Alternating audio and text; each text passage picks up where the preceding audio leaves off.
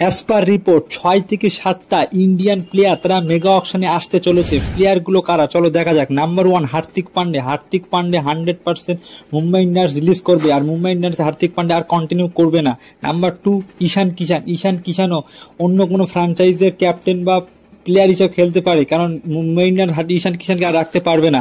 Number 3 যে প্লেয়ারটা সেটা হচ্ছে জাসপ্রীত বুমরা কিন্তু সে ক্যাপ্টেন্সি হতে দেয় কোনো না কোনো বড় ফ্র্যাঞ্চাইজের, মুম্বাই ইন্ডিয়ান্সে আর খেলবে না, রিলিজ হতে পারে মুম্বাই ইন্ডিয়ান্স থেকে। আর নাম্বার 4 যে প্লেয়ারটা সেটা হচ্ছে কেএল রাহুল। আমরা জানি যে এলএসজির যে ওনার সঞ্জীব গোয়েঙ্কা সে ক্লিয়ার জানিয়েছে যে কেএল রাহুলকে তারা কিন্তু ক্যাপ্টেন হিসেবে আর রিটেন করবে না।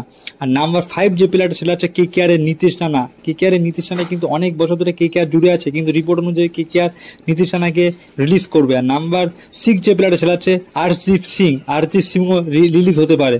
2-3টে বড় আইপিএল ফ্র্যাঞ্চাইজ আরজিৎ সিং এর সঙ্গে কথা বলছে এই রিলিজ প্লেয়ার নিয়ে। আমি একটা লং ভিডিও করবো আজ, সেটা